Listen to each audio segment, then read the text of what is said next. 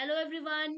आज की वीडियो में हम डिस्कस करने वाले हैं एचपीटीजीटी कमीशन एग्जाम का एक पर्टिकुलर एक सब्जेक्ट है चाइल्ड डेवलपमेंट एंड पेडागोजी। इसके सिलेबस को हम डिटेल्ड वे में इस वीडियो में डिस्कस करेंगे। इस सब्जेक्ट को लेके काफी कंफ्यूजन रहता है बच्चों को कि क्या पूछा जाता है और क्या आता है एग्जाम में, क्योंकि जब आप सिलेबस देखते हैं तो वहां पे सिर्फ बीएड पोर्शन को उन्होंने कवर किया होता है। बट जब एग्जाम में क्वेश्चंस देखे जाते हैं तो वो क्वेश्चंस ऐसे होते हैं जो आउट ऑफ दी सिलेबस होते हैं। सो आज की वीडियो में आपको बहुत हेल्प मिलने वाली है और आपको पता चलेगा कि कैसे कैसे ये क्वेश्चंस आए हैं, बिकॉज ये जो आपका प्रीवियस ईयर का पैटर्न है उसके ऊपर बेस्ड है ये video. So let's get started और इस वीडियो को आप एंड तक देखिए, आपको बहुत हेल्प मिलेगी। जैसे कि आपका जो फर्स्ट पार्ट है दैट इज साइकोलॉजी पार्ट में आपका वही सिलेबस रहेगा जो कि आपका बीएड पार्ट है। अब यहाँ पे आपको बीएड पार्ट के बारे में पूरा नॉलेज होना चाहिए, जो कि आप अपने टेट के एग्जाम से नॉलेज ले लेते हैं। सो इस साइकोलॉजी पार्ट में सभी चाइल्ड डेवलपमेंट थ्योरीज आपको देखने को मिलेगी। मैं फिर से दोहरा रही हूँ, जो बीएड पोर्शन है वो साइकोलॉजी पार्ट से ही जुड़ा है। तो आपकी जितनी भी चाइल्ड डेवलपमेंट थ्योरीज हैं वो सारी की सारी इस पार्ट में कवर हो जाएंगी। तो अगर आप लोगों ने ये साइकोलॉजी पार्ट पढ़ना है तो आपको बीएड को ही रेफर करना है, उनकी बुक्स को रेफर करना है और बीएड का सिलेबस जो कि यहाँ कवर हो रहा है इसी को आपको रेफर करना है। और जितनी भी चाइल्ड डेवलपमेंट थ्योरीज है, फॉर एग्जाम्पल जैसे आप यहाँ सिलेबस में देख पा रहे हो कि एक तो आपका जो concept of growth and development जो आपका बेस है, चाइल्ड डेवलपमेंट थ्योरीज का जो बेस है that is growth and development, वो पहला टॉपिक रहेगा। लर्निंग की थ्योरीज है, फैक्टर्स अफेक्टिंग लर्निंग है, हेरिडिटी एनवायरनमेंट, इंडिविजुअल डिफरेंसेस, जो बेसिक टॉपिक्स है आपके वो हो गए। पर्सनैलिटी की थ्योरीज है, पर्सनैलिटी का असेसमेंट कैसे किया जाता है वो भी इसमें आएगा। इंडिविजुअल डिफरेंसेस को लेके इसमें क्वेश्चंस आ सकते हैं। इंटेलिजेंस की थ्योरीज, असेसमेंट ऑफ इंटेलिजेंस, जिसमें आपको इंटेलिजेंस के टेस्ट पढ़ने को मिलते हैं और आपको इसमें से क्वेश्चंस ऑलरेडी आए हैं। लर्निंग डिसेबिलिटीज क्या होती है इसके बारे में आपको क्वेश्चंस आ सकता है। Concept and ways of adjustment, ये भी एक टॉपिक है। टीचिंग लर्निंग प्रोसेस क्या होती है, मोटिवेशन क्या होता है, मोटिवेशन की थ्योरीज के कौन कौन सी है वो हमें सब पढ़नी है। ठीक है, सोशलाइजेशन एक ऐसा टॉपिक है, इसको भी हमें पढ़ के जाना है। मेमोरी है एंड इमोशंस है। सो ये जो बेसिकली ये जो पार्ट है साइकोलॉजी पार्ट जो है ये बीएड पोर्शन से ही रिलेटेड है और इसमें सभी चाइल्ड डेवलपमेंट थ्योरीज इसमें कवर हो जाएगी। क्लियर। नेक्स्ट जो पार्ट है ये भी आपको ऑलमोस्ट आपको थोड़ा बहुत आइडिया रहता है कि लर्निंग एंड पैडागोजी। देखो ये जो साइकोलॉजी पार्ट था चाइल्ड डेवलपमेंट थ्योरीज जिसकी हम बात कर रहे हैं, इसमें ज्यादातर क्या देखा गया है कि आपको यहाँ पे ज्यादातर फैक्चुअल क्वेश्चंस आते हैं। इस पार्ट में से हमने जो देखा है वो आपको फैक्चुअल क्वेश्चंस पूछे जाते हैं। But next part, second part learning and pedagogy, इसमें अगर हम देखें तो ज्यादातर आपको कॉन्सेप्चुअल क्वेश्चंस यहाँ पे आएंगे। आपको यहाँ पे कॉन्सेप्चुअल क्वेश्चंस पूछे जाते हैं, ये ध्यान रखना। सो जैसे जो टॉपिक इसके अंडर कवर होंगे वो है child, how child think and learn, basic processes of teaching and learning, strategies और मेथड्स इसमें आ सकते हैं। Child as a problem solver, cognition and emotion, motivation and learning, इनके आपस में कोरिलेशन क्या है, इनका आपस में रिलेशनशिप क्या है, इससे थोड़े से पेडागोजिकल एंड कॉन्सेप्चुअल क्वेश्चंस बनेंगे।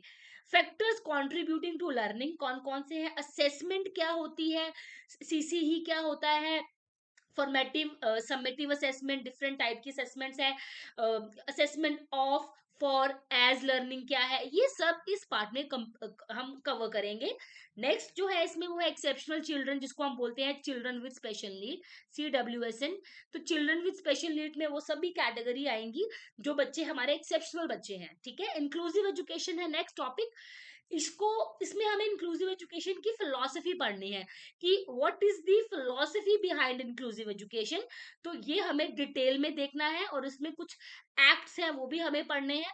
लास्ट है इसमें education of learners from diverse background. अब जो देखिए जो बच्चे फ्रॉम डाइवर्स बैकग्राउंड है उनके लिए हमारे लिए कुछ प्रोविजंस, उनके लिए कुछ प्रोविजंस बनाए गए हैं। इसमें हमें उन प्रोविजंस को पढ़ना है, उनके लिए कुछ स्ट्रैटेजीज बनाई गई, उनकी पैडागोजी कैसी रहेगी, हमें ये इस टॉपिक को पढ़ना है। तो ये जो टॉपिक रहेगा ये थोड़ा सा कॉन्सेप्चुअल रहेगा और ऐसा नहीं है इसके लिए अलग से आपको पढ़ना पड़ेगा। इट मीन्स कि इसके लिए अलग से क्लासेस होंगी, ये हम फर्स्ट पार्ट को रिलेट करके ही पढ़ेंगे तो आपको बहुत हेल्प मिलेगी। नेक्स्ट जो कि बहुत इंपॉर्टेंट पार्ट है और जिसके बारे में बच्चों को ज्यादा आइडिया होता नहीं है, बट उसमें से बहुत क्वेश्चंस देखे जा रहे हैं, वो है आपका फिलोसफी पार्ट। फिलोसफी पार्ट वो पार्ट है जिसमें आपके एजुकेशन जो फिलोसफी के साथ जुड़ी है वो कवर होगी। जैसे इसमें जो है एजुकेशन फॉर वैल्यूज, हमें डिफरेंट वैल्यूज बच्चे को पढ़ानी है, वो हमें पढ़नी है with reference to national education policy 2020, ये ध्यान रखना, with reference to national education policy 2020 NCF 2022-23, हमें इसके रेफरेंस को लेके हमें ये टॉपिक कवर करना है। नेक्स्ट है कंट्रीब्यूशन ऑफ ग्रेट एजुकेटर्स, जो जो एजुकेटर्स ग्रेट एजुकेटर्स उनके कंट्रीब्यूशन को पढ़ना है। Development of education system in India, see यहाँ पे क्या रहेगा, from Vedic period that is our ancient period, वहां से लेके जो हमारा अभी न्यू एजुकेशन सिस्टम है यहाँ तक हमें पूरी डेवलपमेंट को पढ़ना है, एक ऑर्डर वाइज सीक्वेंस वाइज।